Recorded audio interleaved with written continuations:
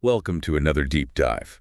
This time we're going to explore the life and teachings of a pretty fascinating figure, Bob Adamson. Oh, yeah. Adamson's story is a really compelling one, I think, especially for folks who maybe aren't, lifelong spiritual seekers. Right, not the kind of guy you picture spending his youth, meditating in an ashram or something. Exactly. I mean, this is a guy who battled alcoholism, worked as a sheep shearer, even spent time in the Australian Navy. That's about a non-traditional path to enlightenment. So how does someone with a past like that end up, becoming a spiritual teacher? Well, that's what makes it so interesting, right? It's a real, rags to realization story. Yeah, and it makes you wonder, what was the turning point, Yeah. What led him from that kind of rough and tumble life to, this profound spiritual understanding? Yeah, well, to really get into it, I think we need to go all the way back to the beginning. Okay, so rewind back to Bob's early life. So picture this.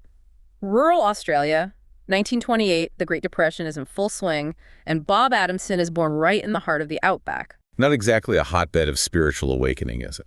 Not exactly, but even as a kid, Bob felt more at home out in nature than he did in a classroom. Like a true Aussie kid, huh? For sure. He loved exploring the Australian bush with his uncle, who was a naturalist, collecting bird eggs, learning about the land. It was his real education, you could say. So not a big fan of traditional schooling then? Not really. He actually struggled with it quite a bit. Plus, he was left-handed, but back then they forced kids to write with their right hand. Oh, wow. Yeah, I've heard that was pretty common back then. Must have been frustrating. You can imagine, his natural inclinations were being suppressed in a way. Yeah, I can see how that might, create some inner conflict. Right. And things took a bit of a darker turn when Bob was just 15 years old. That's when he had his first real encounter with alcohol. Yeah, I read about that in one of his talks. He said just 3 drinks and the world changed for him. Yeah, that's the quote. And unfortunately, it wasn't a change for the better.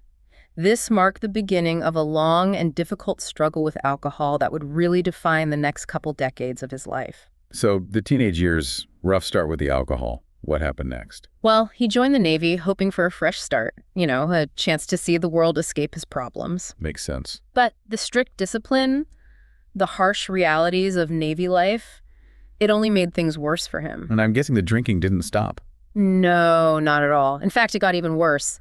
He fell into a cycle of drunkenness brawls getting into trouble. Oh, so kind of a downward spiral. Definitely. After a couple of years, the Navy discharged him, citing chronic alcoholism and anxiety as the reasons. Wow. So much for that fresh start. Yeah, it wasn't the escape he'd hoped for. So where did he go from there? He ended up back in Australia, this time in the world of sheep shearing. Sheep shearing, that's about as far from the Navy as you can get.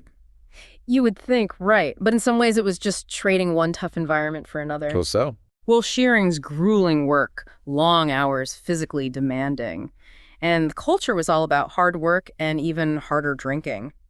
They had these things called zoo nights when the alcohol ran out and the shearers would go through these horrible withdrawals. It was rough. It sounds like it. So he's stuck in this cycle of, hard work, heavy drinking, basically running from his problems. Yeah, pretty much. It's a pretty bleak picture, isn't it? It is. But was there anything, during those years, any hint that he was searching for something more? Well, it's hard to say for sure. But one interesting detail is that even during his darkest times, he always made sure to send money back to his mother, who was a widow. Oh, that's interesting. Yeah, it suggests a certain sense of responsibility, Maybe even a glimmer of something deeper beneath all the turmoil. A little spark of light in the darkness. Maybe.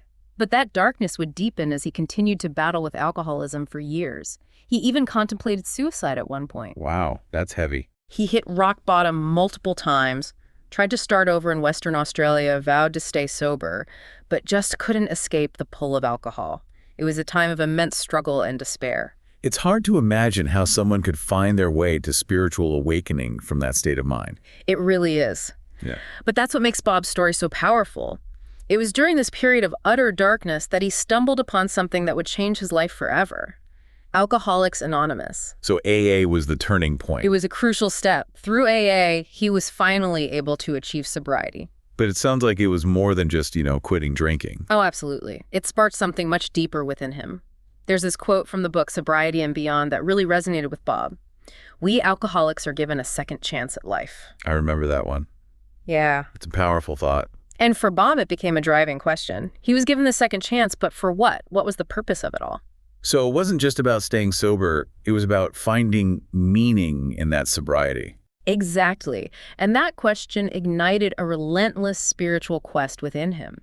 He started exploring different religions, devouring spiritual books, even dabbling in mantra meditation. So he was really searching for answers. No, he was driven. Yeah. He actually chose the words peace and love as his mantra even before he received any formal initiation.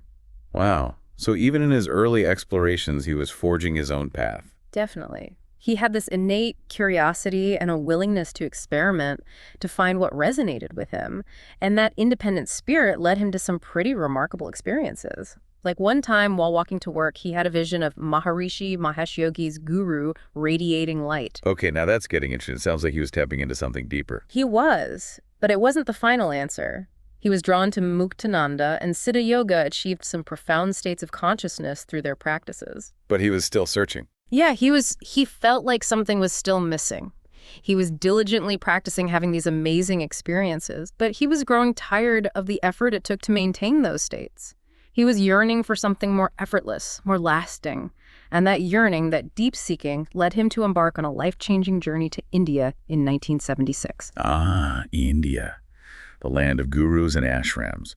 Was this like a planned pilgrimage or more of a spontaneous adventure? It was a bit of both, I think. That deep yearning for understanding was there, but he was also open to wherever that search might lead him. So what was waiting for him in India? Well, it was in India that he had this really pivotal encounter that would kind of change everything. He arrived at Muktananda's ashram in Ganeshpuri, ready to dive deep into, the spiritual heart of India. Okay, sounds promising. But fate, it seems, had other plans. Oh, I love a good twist. What happened? Did he have some kind of, mystical revelation or something? Not quite. It was more of a subtle shift, but incredibly profound nonetheless. While he was at the ashram, Bob stumbled upon this book that would really reshape his understanding of spirituality. Okay, which book was this? It was called I Am That by Nisargadatta Maharaj. Nisargadatta. Okay, yeah, I've heard of him. He's like a big name in non-duality, right? Exactly. And Bob was instantly captivated by his direct and uncompromising approach to non-duality. So we've got this, devoted follower of Muktananda suddenly enthralled by a completely different teacher. So what did he do? Just abandon the ashram and become a Nisargadatta devotee overnight? Not exactly. Bob was still committed to Muktananda's teachings and the Siddha Yoga lineage. Okay, so he was kind of juggling these two different approaches. In a way, yeah. He felt this undeniable pull towards Nisargadatta's teachings, this pointing to the truth of our being. So he started sneaking off to Bombay whenever possible to attend Nisargadatta's talks. Sneaking off. Sounds a bit rebellious for a spiritual seeker. It speaks to that independent nature of his right. Like, remember, he chose peace and love as his mantra before any formal initiation. This is a guy who followed his own inner compass, even if it meant going against the grain. Makes sense. So how did he reconcile these two seemingly different paths? The devotional practices of Siddha Yoga and then this radical non-duality of Nisargadatta. Did it create some kind of inner conflict for him? Instead of trying to force some kind of synthesis, Bob allowed both paths to inform his understanding. He even described the difference between them in his own words. How so? Well, he saw Muktananda's approach as a good way of explaining things, breaking down awareness into concepts and practices. But he was ultimately drawn to the direct recognition of non-dual reality that Nisargadatta emphasized, the one without a second, as he called it. So it was less about, intellectual understanding and more about direct experience. Exactly. And that's what really resonated with Bob. So what were his encounters with Nisargadatta like? Was it all peaceful satsangs and serene wisdom? Yeah, I'm picturing incense and chanting and flowing robes. Not exactly. Their meetings were often intense, sometimes even combative. They would engage in these heated debates, challenge each other's viewpoints, really push the boundaries of understanding. Well, so not your typical guru-disciple relationship. Not at all. Nisargadatta even nicknamed Bob Bhishma after this legendary warrior in the Hindu epic, the Mahabharata. Okay, so more like two intellectual heavyweights sparring in the ring of truth. Exactly. And Nisargadatta, he clearly recognized Bob's, sharp intellect and his relentless pursuit of truth.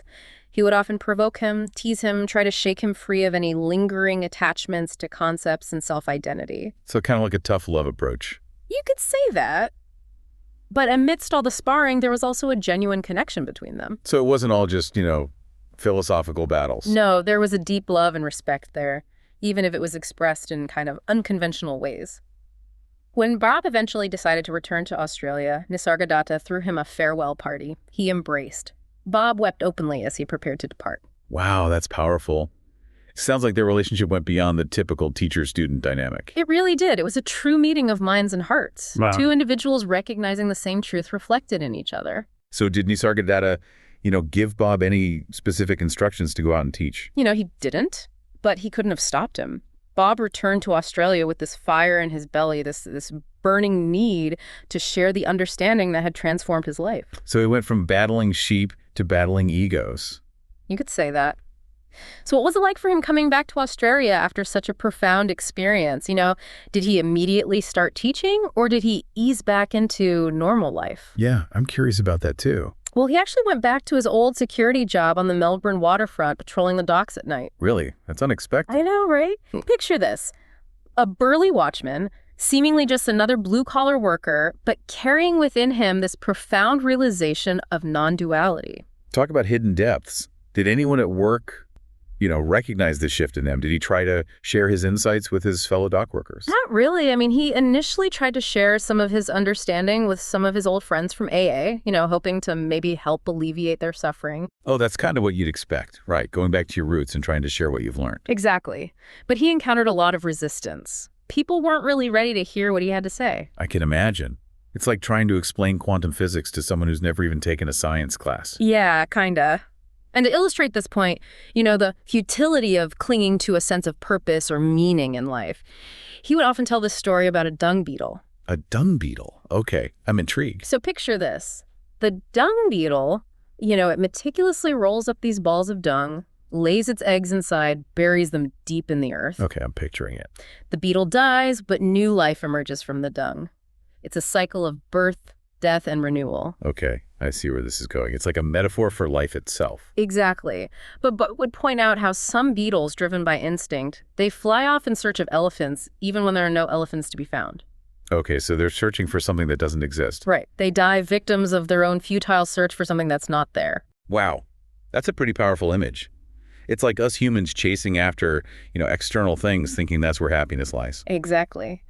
And Bob was trying to show them that true fulfillment isn't found in chasing after elephants, so to speak, but in recognizing the vastness of the sky that holds all things within it. So it's about shifting our perspective from, seeking to seeing. Right. Recognizing what we already are, that pure undivided awareness, that's the source of all experience. So how did he actually start teaching? Did he set up a website, write a book or something? No, it was much more organic than that. It started with casual conversations, impromptu meetings in rooms above health food shops, gatherings in his own home. And slowly, word began to spread.